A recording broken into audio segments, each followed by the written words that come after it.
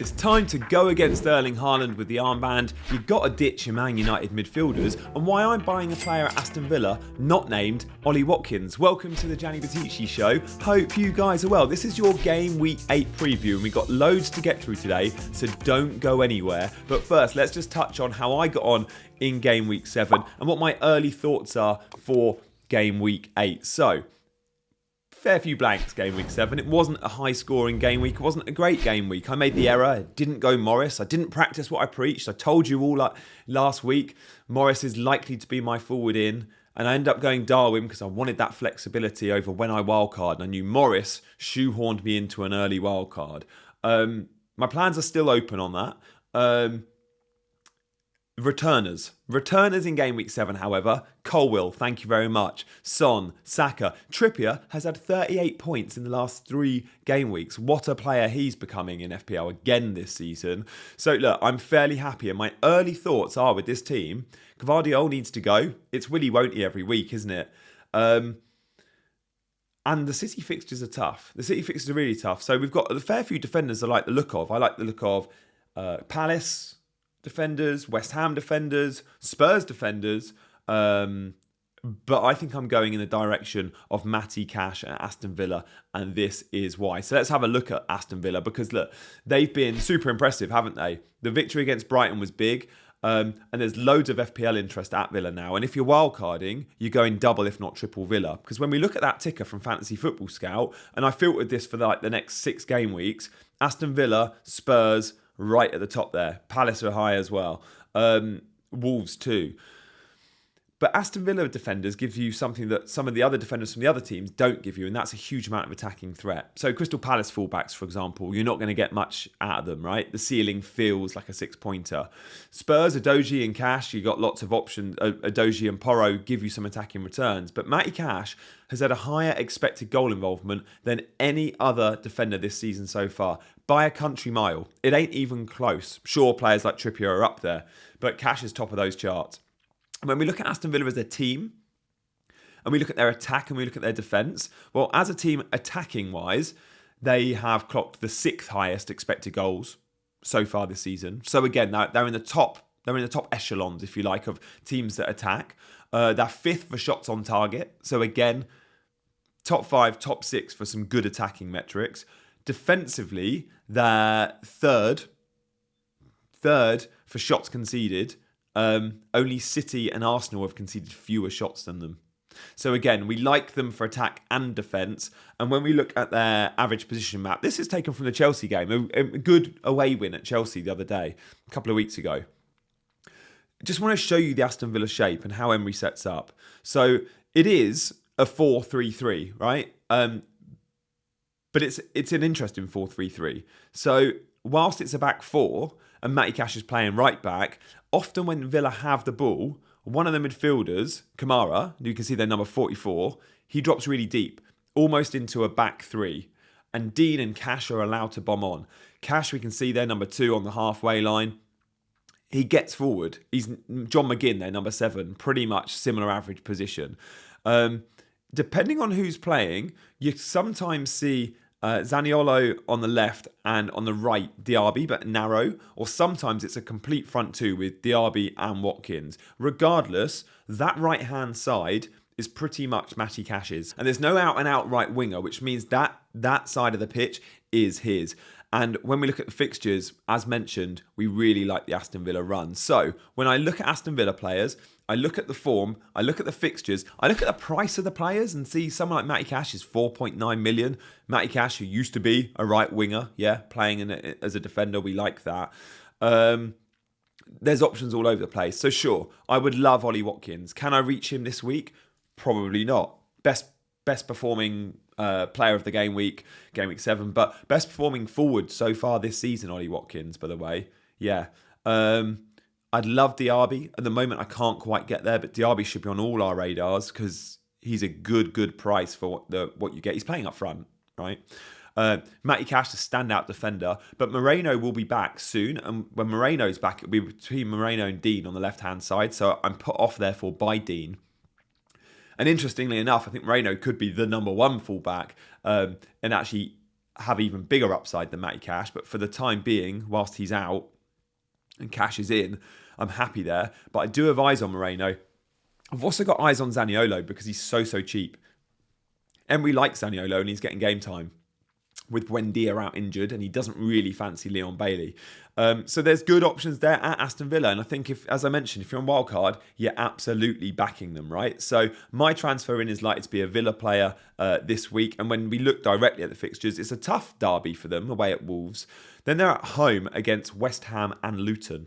2 good home games there. Then they go to Forest on the road, and then it's Fulham at home. Again, Fulham at home and Luton at home are 2 of the best fixtures you could wish for, and they're coming up in the next 5 for Aston Villa. Guys, you'll know that I play fantasy games, FPL, and I play Serie A fantasy, and I play Sorare now too, and I'm really enjoying it. If you want to give another fantasy game a go, then check out Sorare. They're the official partner now with the Premier League, so definitely a game that's going to be around for a very long time, and you've seen Sorare in some of the American sports. Well, it's here now in British soccer as well. So enjoy giving it a go. If you fancy it, there's a link in the description. Let's talk about Man United mids. Because Man United mids, for some reason, are still in everyone's team. I think Rashford's around 25 to 30% owned and Bruno's about 20% owned. Guys, they're not putting up good enough numbers, are they?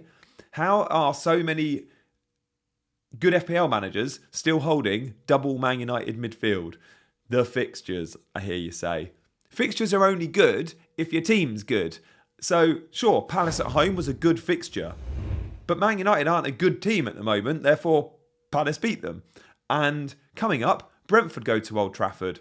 That's a good fixture on paper, is it? Well, apparently so. I don't see United...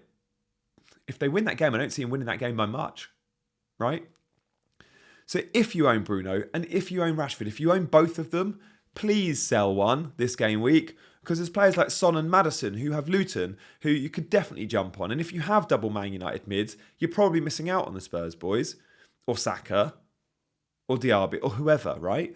So if you just have one Man United mid, I'm not telling you to sell them. I'm not telling you guys how to run your teams. Like, you could say the underlying numbers have been good enough to keep your Man United mid. But if you own both of them, please sell. And look, the best thing I did this season was ditching my Man United mid, Rashford, game week 3, 4, whenever I did. I'm so glad I did, because it's been really underwhelming. So far for FPL points, do you know where they rank in terms of midfielders? Just midfielders. Now, bearing in mind they're 2 of the expensive midfielders in the game. Bruno is 16th. Rashford is 25th. 25th. You can't spend that sort of money on players that are 16th and 25th in their position. So let me give you some players that have outperformed both of these guys, right? In above Bruno, in 15th and above for FPL points, Douglas Luiz, James Ward-Prowse, Anthony Gordon, Foden, Neto, Jensen, all have more points than both those Man United mids. They cost pennies and they're in no one's teams. Run over. Run over. I'm waiting for the comments now. You guys, you United fans are going to have me, aren't you? I've got a couple of midfielders on my watch list that I genuinely do like. So do take note. Starting to score goals and look really good now. Jarrod Bowen, like West Ham have got an unbelievable run of fixtures. And Bowen, we've seen it, haven't we? We've seen it in years gone by. The talisman for West Ham. He's not that wide and he's always the highest man on the pitch. We like Jarrod Bowen. He's fairly central and the fixtures are good. Like, it's Newcastle, Villa, Everton, Brentford, Forest, Burnley. It's a good run. Neto is another one I really like. Guys, Neto's not going to be long. He's not going to be at Wolves long. If they keep him in January, they've done well. But he'll be gone in the summer, won't he? And Wolves, good fixtures again. Like, right at the top of the ticker. When I saw Neto against Man City at the weekend, I was like, Pep's going to go buy him, isn't he? I think Neto is a perfect sort of option for the right-hand side for Pep. But yeah, interesting one to monitor. He's super cheap in FPL. Make the most of him being this price. So Bowen and Neto, 2 players I like. Probably not going to make it into my team unless I wildcard.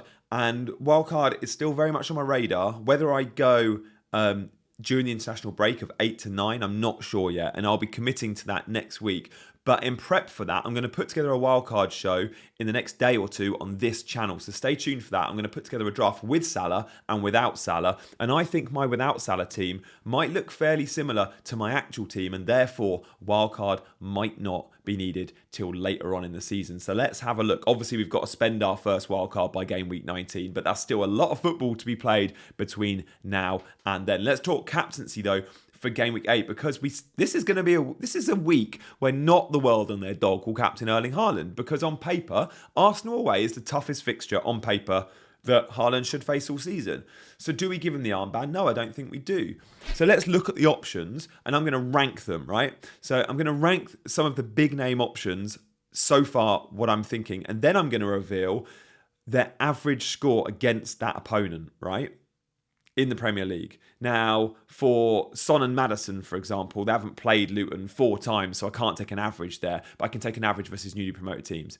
So I'm going to rank them at number 1, Son, and 2, Maddison. They are the 2 best captaincy options for me this game week. Now, the Son injury is a little bit of a niggle in the back of my mind. I'm sure he starts versus Luton, but Son is coming off a lot of 70, 80 minutes, isn't he? Maddison gives us the 90-minute appeal, so I don't think it's a foregone conclusion that we go Son this week. I think Maddison for that 90-minute appeal, and again, what Ange says in his press conference on Son's injury is worth noting, absolutely worth noting. I'm sure both these guys start, but I'm not confident of Son getting 90, and when I'm giving a guy the armband, I want 90 minutes. Interestingly enough, only FPL has been sorting me out with some numbers here. Son, he's good against new promoted teams. Averages 6.83. Maddison averages 5.33. Haaland, I'm going to go 3rd. I know the fixture's tough, but Haaland can go and score a hat-trick against anyone any day.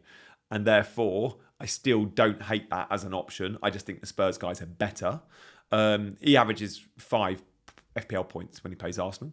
Salah, I'm going to go for next at 4th because it's Mo Salah, penalty appeal. He's a creator this season and therefore he's good in the bonus points too.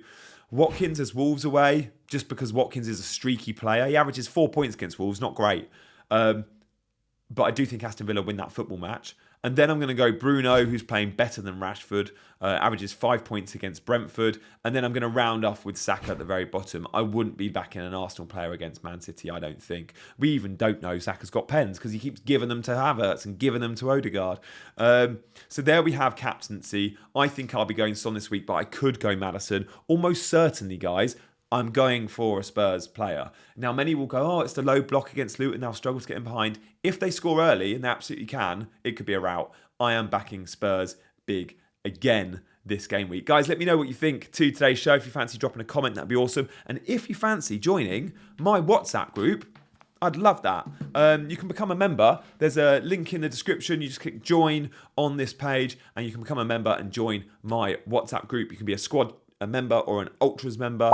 Loads of videos planned this week. Stay tuned for my team selection and that wildcard special. I'll see you very soon. Thanks for watching. I'll catch you.